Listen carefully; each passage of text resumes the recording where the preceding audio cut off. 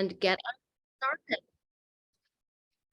So welcome everybody, and welcome to the EAMH and EAL Resource Network Facebook pages live panel discussion. And this panel discussion is the second of a multi-part series where we're discussing EAL in greater depth. So we've been kind of delving into the differences over the last couple months between equine-assisted mental health and equine-assisted learning. And we started off our discussion series with sort of these panel discussions, the two panel discussions that were really looking at like the 10,000 foot view. So getting a lot kind of broad brush, getting some big concepts. And then we've taken a deeper dive into the nuances of these different services by inviting providers who have been doing this work for a very long time to come in and really talk to us about kind of the nuts and bolts and what it's like in practice to differentiate between the services. So we're really excited to be having these conversations. We're so grateful for these amazing panelists who are joining us to help us think about this information, think about these services, think about how we apply them. And if you're not familiar with our Facebook page, our aim is to create a safe and welcoming space for people from all backgrounds and walks of life to share, brainstorm, discuss, problem solve, and learn together in community. So Jane Faulkner of EATA, give a wave, that is one of our moderators, and Callie Walsh, give a wave, is our other moderator, and myself, Leif Hallberg. So a couple little pieces of housekeeping just for today and all other calls. Just make sure your speaker is off, your microphone is off, so that we can make sure that the panelists are heard clearly and there isn't any distraction.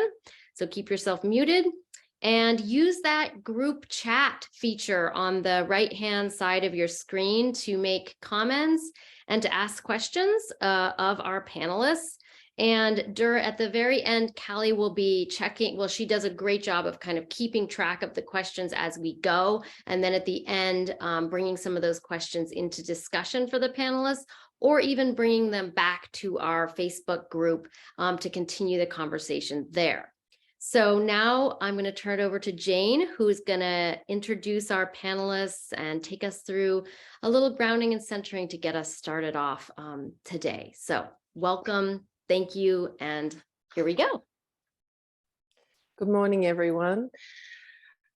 So first of all, I'm going to introduce you to Camilla Mowbray. If you could give us a wave, Camilla. Camilla holds her Masters of Psychotherapy and Counselling, but brings years of experience as a horsewoman and EAL provider. Now, as an EAL EAP practitioner, Camilla delivers individual and group therapy and learning programs for children, adolescents, and young adults with mental health challenges and complex trauma histories, and teaches up-and-coming practitioners through Equine Assisted Therapy Australia's Diploma of Counselling program and other professional development programs. Then we have Miyako Kinoshita, and she is the Farm Education Program Manager of the Farm and Wildlife Centre at Green Chimneys in the US. Sorry, Miyako, I forgot to ask you to give us a wave. She serves as the key facilitator for over 200 children with psychosocial disabilities, currently in residential and day school, and facilitates and co-supervises a wide range of animal-assisted programs. She has a master's degree in educational studies and specialises in animal-assisted activity and animal-assisted education. Miyako is a PATH International Certified Advanced Therapeutic Riding Instructor, former president of the Equine Facilitated Mental Health Association, and a former board member of PATH International. Then we have Martha McNeil. Martha, if you could just give us a wave. And Martha is a licensed marriage and family therapist, a PATH International Certified Therapeutic Riding and Therapeutic Driving Instructor, and a PATH Equine Specialist in Mental Health and Learning, and the founder and director of Dream Power Horsemanship, a non-profit therapeutic horsemanship program in the US, providing a diverse array of services, including EAL. Martha is also a past board member of the Equine Facilitated Mental Health Association. Then we have Deborah Marshall. If you could give us a wave, Deborah. And Deborah is a registered clinical counsellor who has been in practice since 1988. She's the founder of Generation Farms, located on Vancouver Island in Canada, where equine, learning and mental health professionals are all part of the team. Deborah is also on the board of directors of the Professional Association for Equine Facilitated Wellness and is a pro trainer and mentor, tri-certified as an equine professional, mental health professional, equine facilitated learning professional. Thank you all for being here. We're super, super grateful. Before we do a little bit of grounding, just wanted to remind everyone that's here to have generous assumptions or assume the best about what everybody is saying, to be open and curious about the conversations that we're having, and to remember that diversity is really healthy, and that having a diverse range of different voices is what helps us grow and learn and move together as a profession.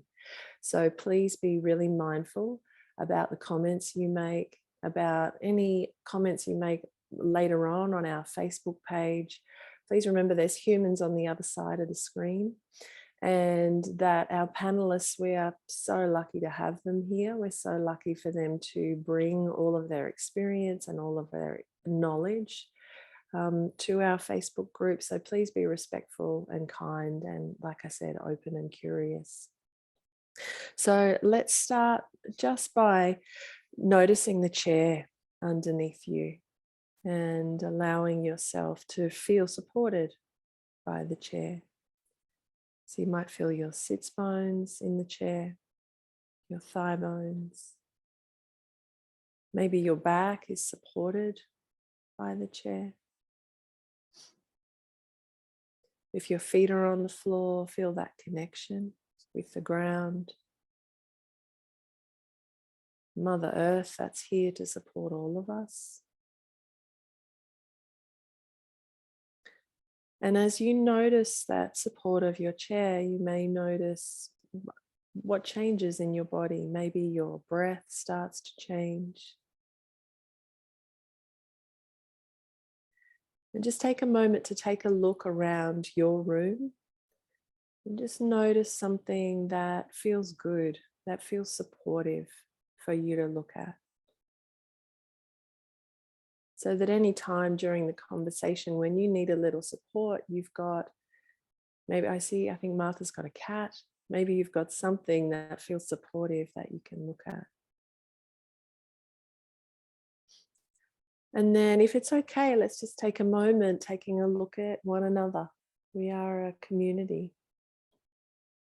And just noticing all the faces of all the people. We're all here because we want to help people and we love horses. So just remembering that kind of unifying force, that thing that brings us all together, even though we may have found different ways of doing things, we may have different ideas, we come from different backgrounds.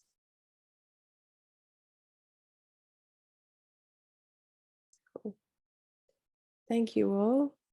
So we might get started. Miyako, do you feel ready to step in and lead for the day? Oh, and maybe Jane, will you just read through the questions again briefly for the audience? Because probably a lot of people heard them last time, but some may not have. Yes. Sorry, I totally forgot about that. I'm just opening the document. Okay, so our questions are, if our panelists could describe for our audience how EAL looks in practice, what goals are addressed and aren't addressed, what populations are served and not served, and how are participants screened for EAL to make sure you're getting the right people who are fit for your services. What's the role of the horse and other support staff? The next question is, what makes EAL importantly and uniquely different from EAMH? And our next question, what are signs or how do you know if the service is moving outside the scope of EAL? What do you do to maintain safety and stay within your scope of practice? And when might you choose to refer out to a different provider type? And our last question is, what kinds of training and continuing education do you recommend for people interested in or already providing EAL? Thanks, Miyoko. Hi, everybody. So, and I think I need to probably explain the setting that I work in because it is a little bit different, unique, and like it really dictates what we do. So we are residential center and a school. So our kids, I call them kids, but our students are there and every day, and some of them live there, some of them are here 6 hours a day. So it's very different from a very traditional setting. And we have a huge advantage to it. Our students have psychosocial challenges, and most of them have trauma backgrounds. So we do trauma-informed care. And the farm and equine program is a part of the therapeutic milieu. So what we do, so we do have therapists who do therapy, but a lot of the students come to the farm and equine program in a learning setting. We have classes, we have individual sessions, and that's how we do things. And in practice, what it looks like really is in our setting, we have a benefit of living with horses. So horse care is what we do in EAL for the most part. So, and we are not having horses participate in a session to help students. Students are helping the horses. And by helping horses and in helping horses, they are learning a lot of skills, that really address their mental health needs, their school skills, academic skills, many different things. And we have been using a framework of positive youth development by Richard Lerner. So we really focus on 5 C's that are confidence, competence, character building, caring and compassion, and connections. So those are the traits that we really focus and work on. And that can be done by our clinician, or we can do that with the EAL, learning provider. And what happens in EAL, and it's different and kind of unique, is that our students tend to feel very relaxed working with the learning provider because often their therapists have to talk about their family, their goals, their issues. They're always talking about what they need to work on. The EAL providers actually have an ability to focus on the horse and what we do for them, and really take the pressure off of the students. And also students see these providers as neutral person who don't have to, really focus on their academic goals, or families, or a teacher. So, and we have a really huge benefit of kids opening up, relax, talking to them, and they really explore a lot of different things with our learning providers. What we have on campus that's really helpful is that we have therapists on campus. So if we come across anything that cross the boundary, we can always refer them to the therapist. Therapists also work with us, so they would tell us some of the things that are happening we can work on. So our boundaries can get a little bit blurred in a way because of our setting as a milieu. And then, okay, what was I gonna say? So, and some of the things that we do that is interesting and muddy the water, I think in general. So, education and therapy very clearly can be separate. But today, a lot of the learning, social emotional learning at school, we do a lot of psychoeducation. Those things really are provided in many settings by the therapy providers, but with the therapy providers coaching our education staff and staff who work in residential, they're also working on the same skill. We also are involved in dialectical behavioral therapy training. So, and whatever the therapist is doing, we use the same language, we use the same, we stick with the same, framework, so that kids are getting a consistent message. And that might be a little bit different in different settings, and that's probably very, very unique to us. And what I tell the learning providers to do is to really stick with, present the task, and also, letting the students talk. But it's not our job to really prod, what's going on with them, their families. Those are not necessarily our job. So we try to leave those things to the therapist. If the students want to talk about it, we listen to it, encourage them to talk to the therapist and communicate with them. But we try not to give them any, suggestions or solutions that goes into the therapy realm by ourselves, so that we kind of keep it separate. And then lastly, talking about that training, I think it's very important that learning providers know child development and some educational theories, how to teach animal behavior, and in our case, animal care techniques, and that's very important, so that we can support the students with these activities.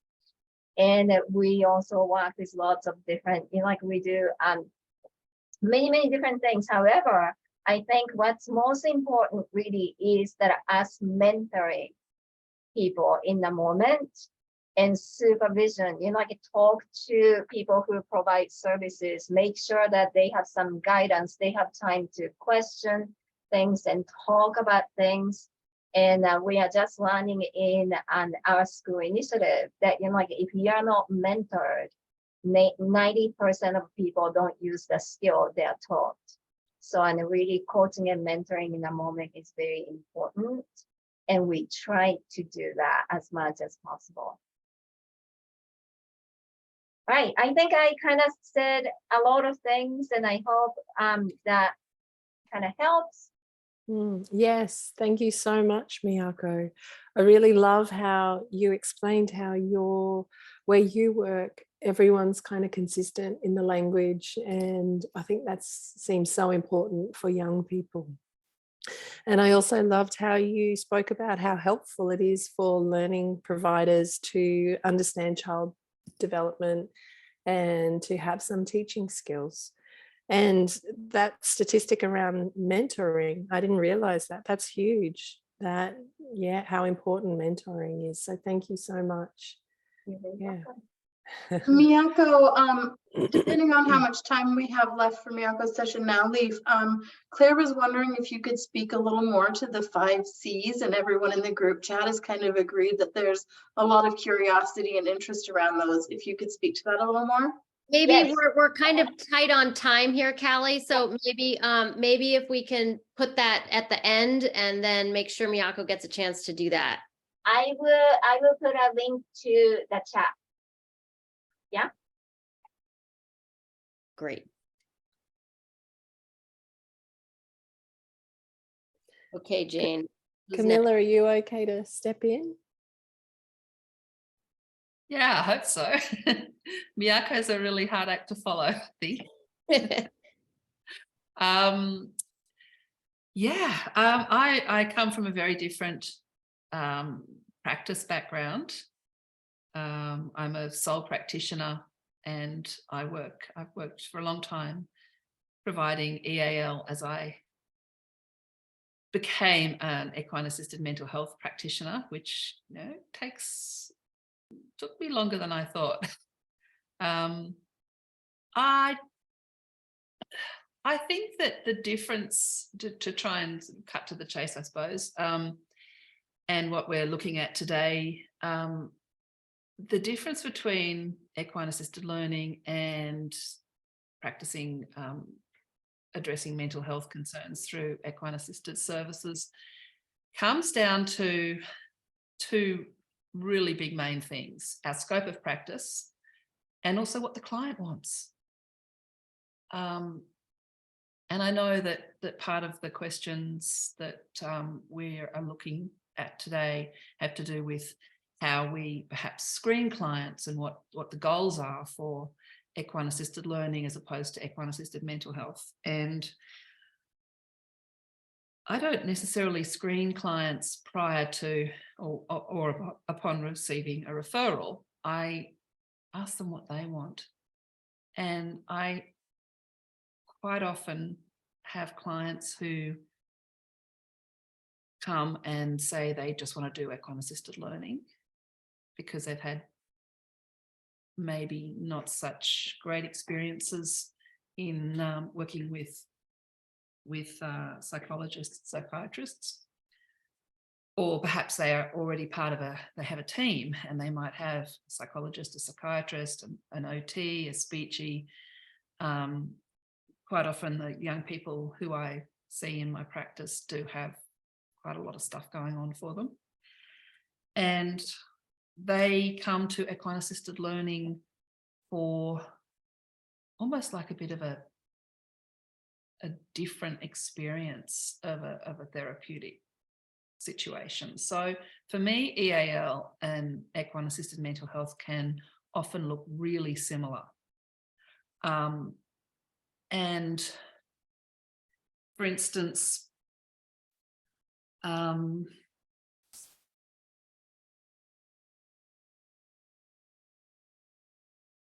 there's looking at the goals of the client. Quite often the goal of the client is not what is written on their referral form. That's been produced by the person who's referring them, their parent, their caregiver, their therapeutic team. And very often that goal is around something to do with emotional regulation, confidence, and behaviour. And quite often the referrer is wanting the client to come to equine assisted learning to address certain behaviours that maybe are not serving that client very well.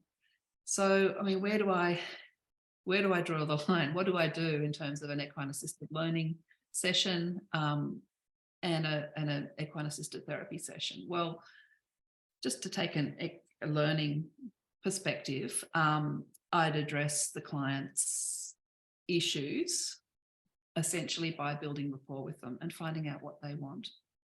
And quite often their goal is not anything to do with what's written on the referral sheet. No, and again, that creates a bit of a tension because, you know, who's paying the bills? So I'll find out more about the client. I'll build rapport with them. First and foremost, or front and center, I'll ensure the physical and emotional safety. Find out more about who they are and what they like. I'll provide a person-centered, co-regulated presence. I'll create opportunities for them for growth and learning and development and building and skill building, you know, through caring for horses, learning about horses. I'll foster a relational space where they can experience attunement and synergy and joy and fun and play. I'll help them learn more about themselves through their relationships with their horses and building. It's always about taking a relational approach, even in the learning context. And I will provide some amount of psychoed around, you know, what's happening for them. So, you know, just basic window of tolerance stuff and looking at what happens to the horses and learning about the horses' emotional states as well as their own and creating comparisons. So what would I do differently in a mental health session? Not a lot, to be frank. I will do equine assisted learning sessions that do, from the outside, look quite similar to equine assisted mental health sessions. And I will do equine assisted therapy sessions or mental health sessions that look on the outside very similar to equine assisted learning sessions.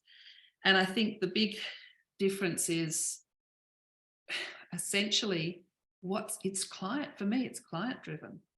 So I'll have clients who in some sessions we will essentially do equine assisted learning, and in other sessions we will go a little bit deeper, we'll go a little bit more under the surface. It really depends on what comes up for the client in the moment. And I guess that brings me to one of the other questions, which is, how do we know when we're crossing boundaries, or how do we know if something is outside our scope of practice? Well, when I was starting out, I was working in equine assisted learning, but within a psychology practice, and they would refer clients to me to work with them, but I was still able to get a lot of support around, situations where the client might become highly dysregulated or dissociate. And, these are the things that we really worry about equine assisted learning practitioners dealing with if it's outside their scope of practice. And guess what? It happened. It did happen. And the world didn't fall apart. I didn't drop the client. Really just taking a person-centered, trauma-informed perspective is what is important, whether you're working in learning or whether you're working in mental health. I was lucky because I was able to immediately help the client, to refer the client back to working with their therapeutic team when something would happen. But things happen no matter. You can't just say, don't dissociate, you're in an equine assisted learning session.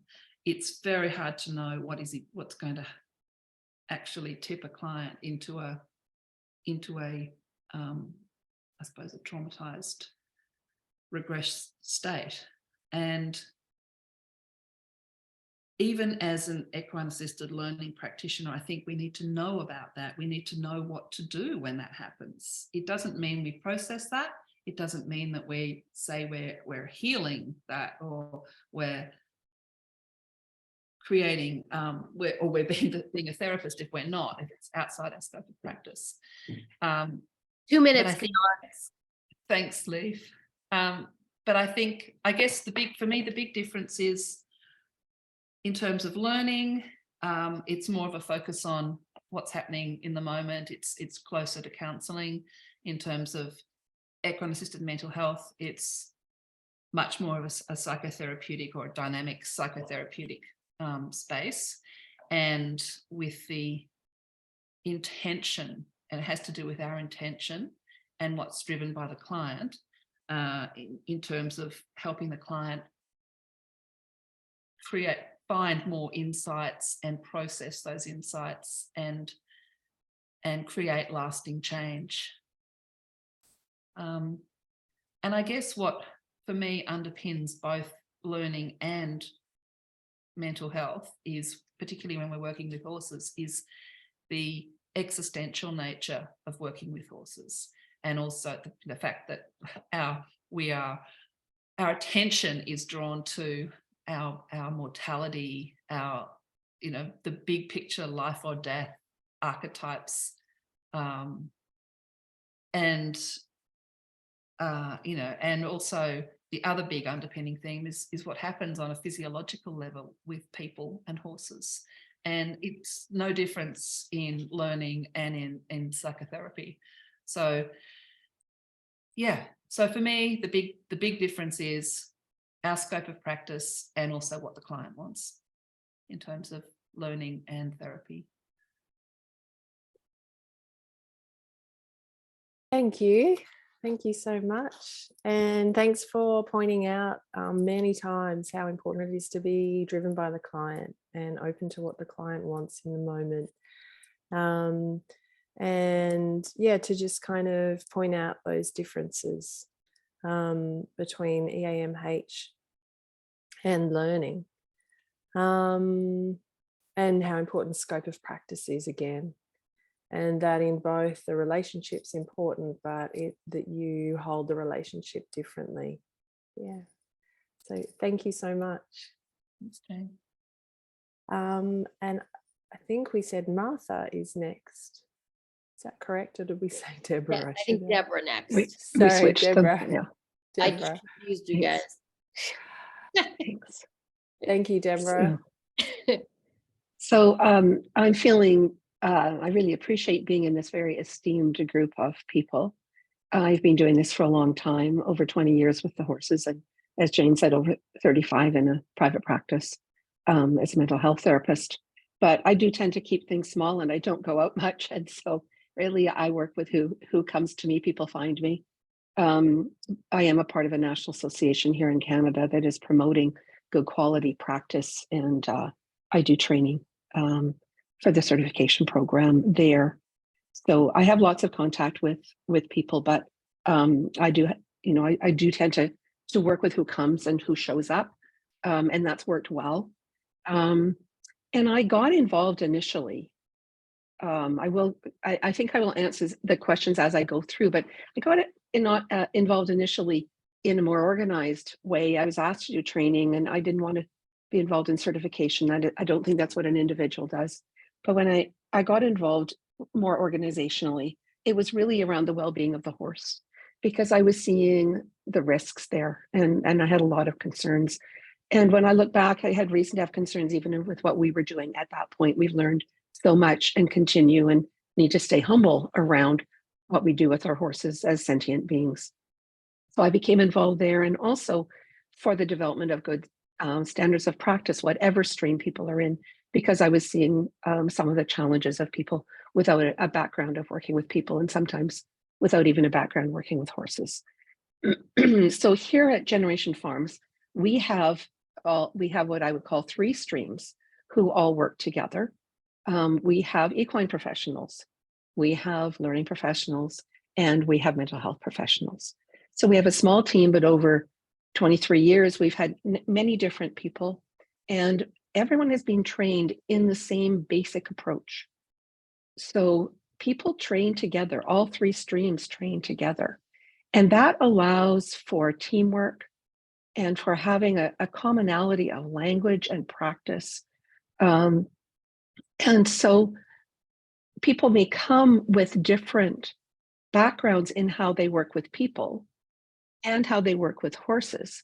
And what we look at is what joins those together and what are the commonalities that can help people be good practitioners in whatever they are skilled in, and that can also be ethical and informative around what the horses need if they want to do this with us. So I want to talk a little bit about the equine professional, because that's not really being talked about here. It's not the question here, but I see it as being so important. So when they train alongside the learning professionals and mental health professionals, they add so much wisdom and knowledge in helping those people whose backgrounds primarily in working with people and maybe have their own horses and a long history in horses, but not the breadth. And they come thirsty to learn different ways to be with the horses, to be with people who want to be with horses, because there's some things not going so well in the traditional horse world. And so we have these wonderful equine professionals come willing to do things differently and take chances to go out on what might be a real limb in their part of the world. And so we include them and work with them, train them together with the other professionals. They're also learning. So they have a rich group of peers to learn from as people learn from each other. And when they complete, they're able to offer really empowering, wonderful experiences to people while staying in their lane as an equine professional, and really starting to enrich the life of horses and create discussion in the horse world around different practices. So I think when I think about what everybody wants, we want to allow these small moments of magic that can happen with a horse to happen between a horse and a person, not because they're forced, but because we have conditions that allow for connection. And whatever stream, that doesn't belong to a stream. It's why people are drawn to horses and why people are doing whatever they're doing with horses and wanting that, and sometimes not finding that. So it's been kind of, as you can hear, as I talk, it's kind of a mission for me. Connection itself is healing. A riding instructor, a coach can offer a healing in just by being there, by having the skills to listen, by not pushing, knowing when to stop putting pressure on the person or the horse, just as the learning professional, the mental health professional, the same. When we learn to not put so much pressure on, it's one of the commonalities I've found with all three streams, is that the equine professionals need to learn to teach skills and look at the outcome of the skill a little bit less. The learning professionals often need to learn to do a little bit less task, and also a form of teaching, really. And the mental health professionals need to learn to stop talking a little bit. And so having been all three and worked with all three, I really see when everybody can do a little bit less of what they really feel comfortable doing, especially when they start out. It's like, I know how to do this, so I'm going to do this to this person with this horse. And that's not what we're after. So we have the good fortune to have a nature-based practitioner as part of our practice, and really saw the commonalities. And to go back a step further, when I first started, I was back in around 2000, I was studying somatic approaches to therapy, this new kind of relational types of horsemanship that were happening, mindfulness. I'd studied EMDR, all of these things that I had to completely change what I thought about both horses and people, and to find these common principles. So we train common principles and then help people take those principles and bring them into whatever it is that they come in knowing, whether it's to be a riding coach or a mental health therapist or a learning practitioner, that they can then combine that in a way. And so present moment focus, working incrementally, slowing down, working from the bottom up. Those are all of the things that we teach everybody and that my team are familiar with. And so what we are hoping for is we've got practitioners who know how to have their feet and their boots on the ground whenever they're working, and that they can understand that if they are there and aware of themselves, able to connect with their own body, able to breathe, then they think better. They actually have full use of their IQ, if that's one way of looking at it. And research is showing that. Research is important. We know when people feel overwhelmed, they don't think very well. So if we want people to stay in their lane, let's have them be in their boots and their feet on the ground, and to be able to be aware of what's happening with them in the environment, with their client, and with their horse. And it takes a lot for practitioners, for any of us, to be able to do and hold all of those things at the same time. And so really, we believe that people have got good skills often when they come, and there's things that they can add. Many people need to learn a bit more about a different way of being with horses, but this is the place where we put the focus.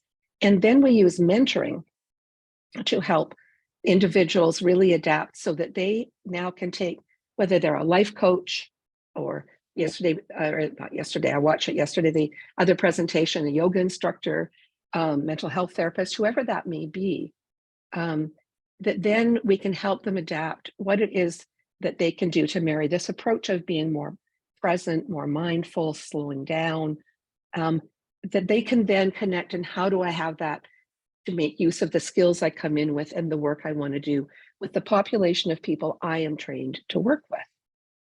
You have about a minute left. Okay. And so if we go back to the horse, when facilitators are able to stay connected with themselves and to do all of those things, then we have horses that are more willing, but will also actually let us know honestly what they want to do. And so as we do the training, we really talk a lot about the nervous system, about attachment, social engagement, connection. And that really is helpful with the horses as well, because they are big nervous systems and 4 legs. And so people can learn a different level of understanding of working with the nervous system while they start to learn to track themselves, their own body, the horse, the client, and to bring that together to do the wonderful work that everybody wants to do. That's it. Thank you for the opportunity.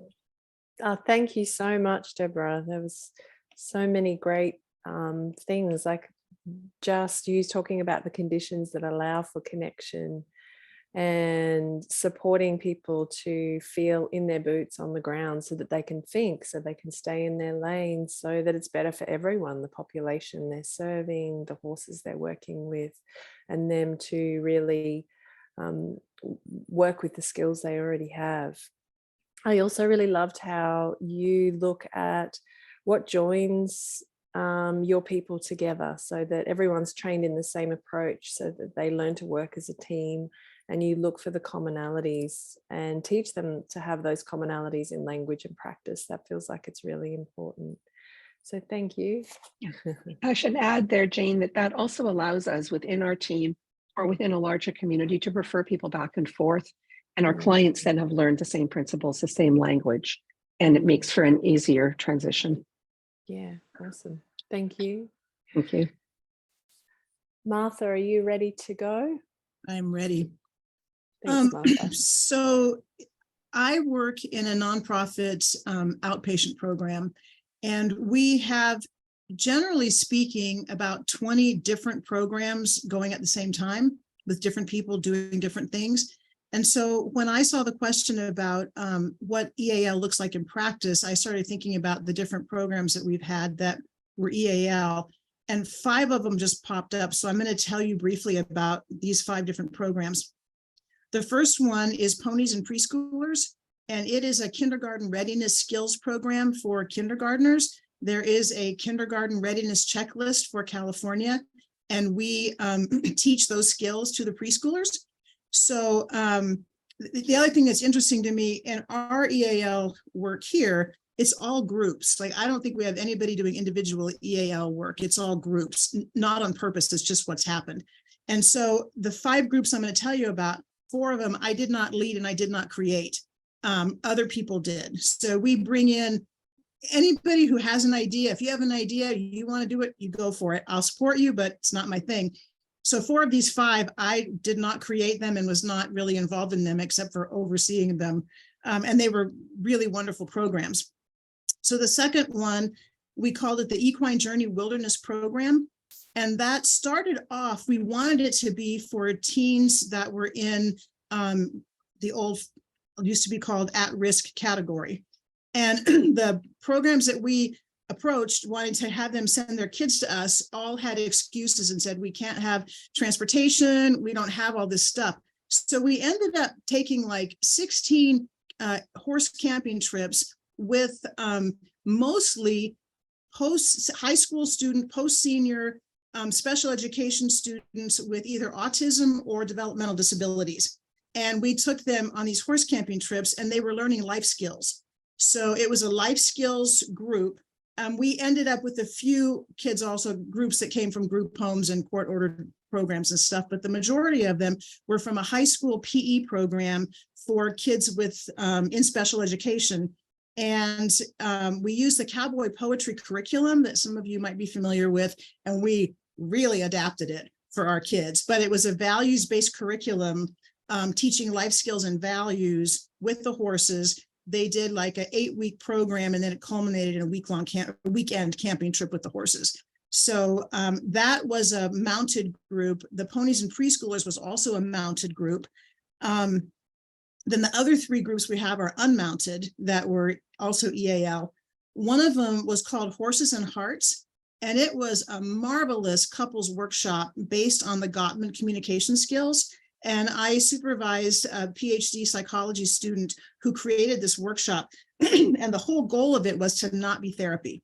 It's not couples therapy. It's a preventative communication skill building workshop for couples, teaching them good communication skills based on Gottman's solid relationship house. It's marvelous. We've done it multiple times now with different groups of couples. It's really cool. It's unmounted. It's just a 1-day, 6-hour workshop. And it's been so much fun. And again, not my idea, somebody else's idea, but it was great. The 4th one we have right now is called Equine Empowerment for Elders. And that's an unmounted group for elders with high functioning dementia. Again, not my population, not my group, but the person who leads it loves it and is fabulous. And it's a social communication, social connection group facilitating socialization for elders with high functioning dementia. And they work with the horses on the ground. And And yeah, so that's for elders. Then the only group that I have that I think is going to fall into the EAL category right now, so I have a new group. I just got a grant for it yesterday. I'm super excited. We just got 2 Chincoteague pony foals. And so we have these 2 foals in our program now. And so we're going to do a summer program called Misty's Friends. And it's going to be a reading skills group for kids that need to work on reading skills. And it's going to include social emotional learning from the themes in the book of Misty. And we have high school reading buddies who are going to be helping the little kids with their reading while they read to the foals. And then we're also teaching horsemanship skills, social emotional learning things, and actual reading skills as well. So that's all going to be, I have one that's going to be specifically for Latino kids called Amigos de Misty. And then I have another one for everybody called Misty's Friends. And that's gonna be my summer program, and I'm super excited about it. So the question was, what makes EAL different from EAMH? And I think the number one thing is, what did the client sign up for? So you go with whatever the client's goals were. Were they educational goals? Were they skill building? Or were they psychotherapy goals? Sometimes a difference might be the qualifications of the provider. But most of us here, I think, are multiply qualified. But like, I have a marriage and family therapist license. I also have a teaching credential. So, you know, that wouldn't be the defining difference. But for sometimes in other programs, the credential of the person will determine what the service is. But in our EAL programs, what I've realized is that generally we're teaching skills. It might be life skills, it might be communication skills, it might be academic skills, but it's mostly skill teaching things. In our therapy programs, it's more working on a diagnosis and symptoms related to mental health diagnoses and symptoms, if that makes any sense. And then just the last question I did want to refer to was, the question was, what kinds of training or continuing education do you recommend for people who are interested in or already providing EAL? And I wanted to say natural lifemanship. I don't know if Reese is still here or not, but I have become a huge fan of natural lifemanship. And I think their program, their way of working in the world applies to everybody that works with horses. And then also somebody else mentioned DBT, I think Miyako, DBT skills, so dialectical behavioral therapy. We use those in our EAL groups as well, where our EAL, some of our writing instructors have actually been through DBT training so that everybody has the same language for working with those kinds of skills. So I think that's it. Awesome. Thank you so much, Martha.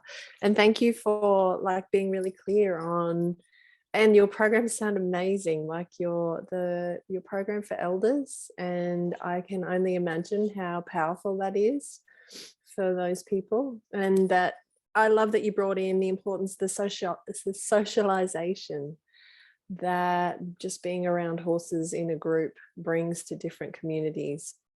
And you pointed out with EAL, it's, you know, life skills, communication skills, education skills, and that you're guided by the client's goals. And yeah, just that social emotional learning, horsemanship skills. So thank you so much for all that you brought. And thank you to all of our panelists, and thank you to everybody that has been here today and been listening today. And I'm going to hand over to Carly now. First of all, yeah, I'd also like to echo a thank you to everyone. It was another really, really amazing talk. And it was really exciting to see the chat so active throughout this conversation as people were like picking out snippets of what you guys were saying, and it resonated. And just like heart reacts all the way down. It's wonderful. So we have 3 questions that a couple of them have been addressed a little bit in the chat, but I'll work our way back. So the first one that hasn't and was kind of addressed to everyone is if any of you require medical releases or doctor's forms, especially when you're doing unmounted work. If anybody wants to speak to that.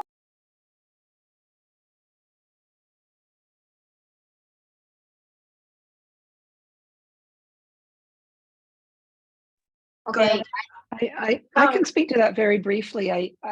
That's not something we do routinely, but we do ask for medical information on our intakes. And if there was anything on there that cued us, we also do in-person intakes where we're going to follow up. And if there was anything on there that was a question, we have a client with a seizure disorder, for example, then we would want to have that further oversight.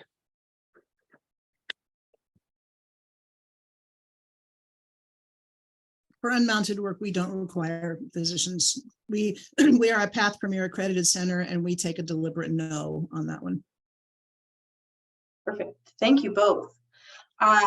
Leaf had asked Camilla, and you had spoken a little bit to it in the chat, but how have things changed for you as you've gotten your certification in counseling and moved through that kind of transition? Yeah, I think Leaf was there supervising me my first ever equine assisted psychotherapy session, which was a bit of a disaster. Well, not a disaster, I just talk too much. What's changed? I've slowed down a lot, and I think that helps in my EAL sessions as well as my equine assisted psychotherapy sessions. I don't think it's much has changed from the perspective of the horses. I've always worked from a relational perspective with my horses for, even before being in this space. So I haven't had these sort of massive light bulb moments necessarily coming up in more recent years. And I've always basically the experience of attunement and synchronicity and co-regulation with the horses is part of both learning and mental health sessions. So yeah, really just slowing down, talking less. Thank you so much, Camilla. And Miyako, I'm wondering if maybe that question about your 5 C's, I'm wondering if that might be worthwhile to post that link to our group page so that everyone can kind of see that in the name of us maybe being 2 minutes under our hour this time instead of going over. Does that sound reasonable to anybody else? Leaf and Jane and Miyako, anybody? Yeah, that sounds great. Maybe just if there's anybody else in the audience that has a quick question that we want to take before we sign off, we could do that. And then otherwise, I think that's a great idea to, kind of move that over to the Miyako's piece over to the Facebook page so it can get a little bit deeper, more explored. Anybody else? Burning questions for our panelists today? Okay. We're going to be on time. Oh, well, you guys, thank you so very, very, very much for everything. Panelists, thank you so much for donating your time to be here, to share your wisdom and to your knowledge and your diverse and unique perspectives. And, one of the things that really stood out for me today was this idea about commonality in training, and really looking for ways to make sure that people share those similar sort of practices and beliefs and core knowledge.